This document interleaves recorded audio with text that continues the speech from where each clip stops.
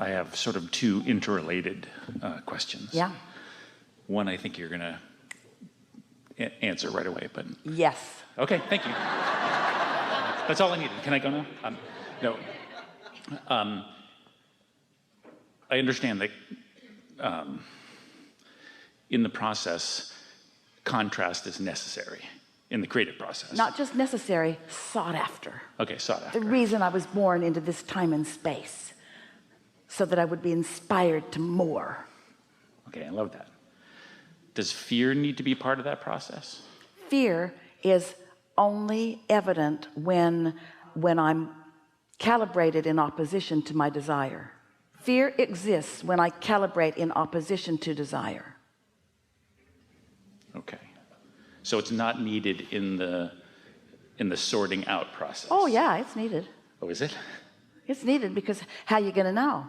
You put a happy face sticker over your gas gauge, you might run out of gas.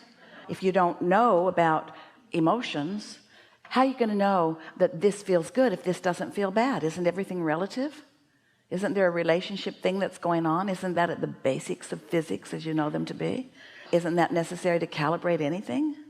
It doesn't have to get to fear. It could be frustration. But if you're frustrated and you don't calibrate, don't worry, it'll get bigger. Now you're mad, you're angry. If you don't calibrate, don't worry, it'll get bigger until you're in actual despondent despair. You can get more and more and more and more and more pinched off from who you really are. And so is it necessary? No. Is it helpful? Yes. This is something that we have just begun saying since we're talking about calibration, and so many of you are resonating to what calibrating really is. When you feel negative emotion, you are in the act of calibrating to something you do not want. But in the moment that anyone is calibrating to what they don't want, an equivalent calibration of what is wanted is happening at the same time. That's what relativity does for you. So if it's really, really, really unwanted, then this is really, really, really wanted. And you didn't just get there. There's been momentum in those vibrations that have led you to that. So the whole time you've been calibrating your way to fear, you've also been calibrating your way to love. It's just that you've been choosing to look this way because there's been so much in the physical realm that you're used to seeing and hearing and smelling and tasting and touching that's sort of leading you that way. So while you're creating something unwanted, you're creating something wanted. While you're calibrating to something unwanted, you're calibrating something wanted. And so there it is. But if you don't know, if you're used to only seeing and hearing and smelling and tasting and touching, you can't see what's over there. You can only feel what's over there. So it isn't until you understand that emotions are your tool of evidence of what you're calibrating that you would begin to feel for something else. You can't look and find it because it hasn't turned to things. It's not manifested yet, but you can feel it. So as you feel for it and find it and feel for it and find it and feel for it and find it and feel for it and find it and calibrate to what feels good, then those thoughts turn to those things. How are you going to create something that hasn't been before in your life experience? Don't you have to start where you are? And if you're starting with a belief that you're unworthy or incapable, don't you have some vibrational ground to cover before it starts taking shape? Yes. Along that lines, in the idea of the fact that trusting the process, I was talking to a friend who is a fan of yours as well, and I was saying, oh, I'm really starting to feel like the universe is doing like 97% of the work. Yeah. And she said, oh, that's so sweet that you think you're doing 3%. and it's still hard for me to trust that that's really the truth. Well, here's the thing though, in appreciation for her putting it that way, because law of attraction is the engine and you are source energy, but it does require focus. It does require calibrating. And turns out just wanting it occasionally doesn't cut it. So Maybe you're calibrating 3%, 4%. Maybe you're calibrating 10%. Maybe you're all in. Maybe you're paying attention to how you feel. Maybe how you feel matters. Maybe when you don't feel good, you're thinking about why you don't feel good and you're poking around at it until you really don't feel good. Maybe you're making it absurd and you really don't feel good and you're launching more and more rockets, and then you decide it gets big enough and bad enough and absurd enough that you say, I don't want to feel like this. We wouldn't be putting any percentages on it. We want to say that the power is in the energy. It certainly is. But a creator focuses. And so what we would like to say, and maybe what she was getting at, is we don't want you to manipulate through words and actions, and by trying to get other people to behave in different ways, and by trying to think what's their real ulterior motive and what were they getting at and why did this turn out that way. In other words, stop manipulating and start calibrating. But the percentage of attention could be great. A lot less action, a lot more calibrating, a lot more thinking, a lot more feeling, a lot less speaking, and a lot less doing, and a lot less managing, and a lot less controlling, and a lot less trying to get other people to be different than they are so that you can feel better. But still, calibration is a real deal. It's real work. So that's where the work. That's only and always and ever will it will be. Because you were source energy. Oh, so happy. Why would you come here? There must have been something really big in it for you. Oh, eternity, more, identification, recognition of things wanted, and then isolating the vibration of it, and then calibrating to it, and feeling the cooperative universe back you up and fill in all the details of what you want. You're a master creator. That's why you came. And so you want to create. We don't want to give you the impression that you've got nothing to do. You got a lot to do. You want to think your way into happiness. Happiness would just be yours if you weren't in an environment where there were things to think about. But in this environment with things to think about, you're in a constant state of choosing. And if you're sloppy about it, so if you think, oh well, the universe is taking care of 97% of it and I don't have to think very much, we say we'd be thinking, if we were you, thinking and feeling and thinking and feeling and thinking and feeling and thinking and feeling. Don't make yourself nuts. Esther's obsessed with this calibration.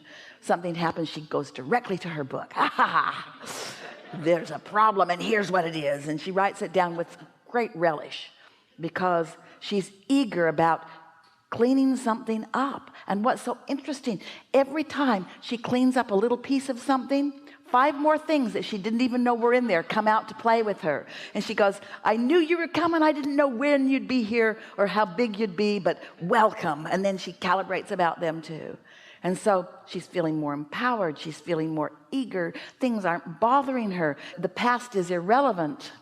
So the whole thing in the calibration is the idea of have fun with it. I mean, see it as a never-ending creative process. See it as something you want. See it as something you ask for. See it as something that's a big payoff. But the payoff is not in the future. The payoff's right now with the improved emotion.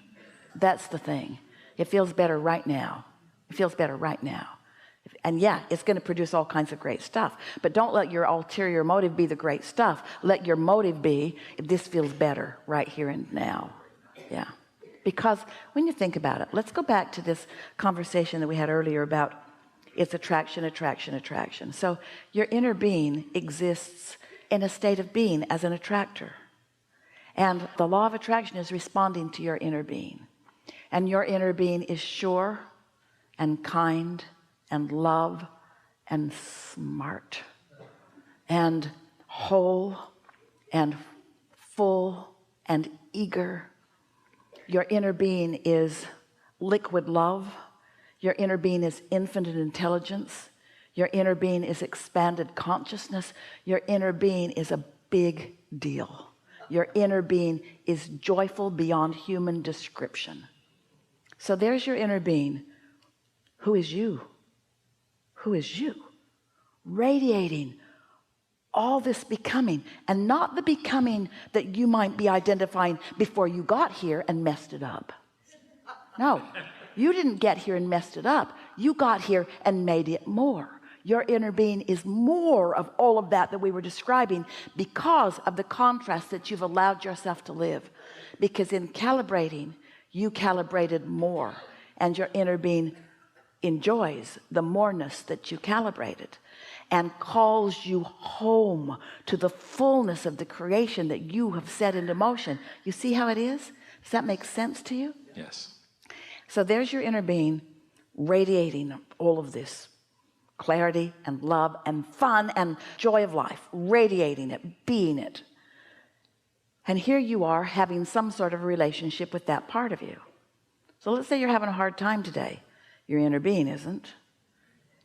Your inner being is steady. Your inner being's got the light on. Your inner being is giving you an opportunity to feel your way to that. And sometimes you do, and sometimes you don't.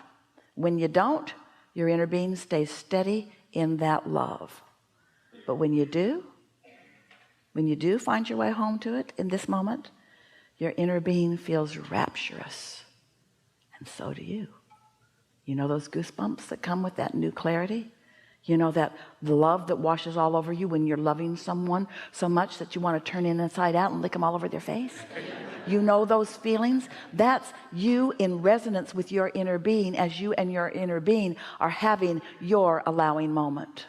Because your inner being's been there. Your inner being's been out ahead of it. Now you're coming into it. Now you are allowing yourself to be attracted by your inner being into what your inner being has already become. And then the cycle just goes again and again and again. So here it is. I know what I don't want. I know what I do want. I launch a rocket of desire. It's not familiar to me because I'm more familiar with what I don't want. But I care about how I feel. And so I feel a little better and I feel a little better and I feel a little better. I feel a little better. Line up with that. Now I'm in alignment with my inner being. And now my vibration rises. And now what my inner being knows about this flows into my experience. I'm brighter. I'm shinier. I feel better. And I get the stuff that I've been wanting. Boom. Manifestation happens.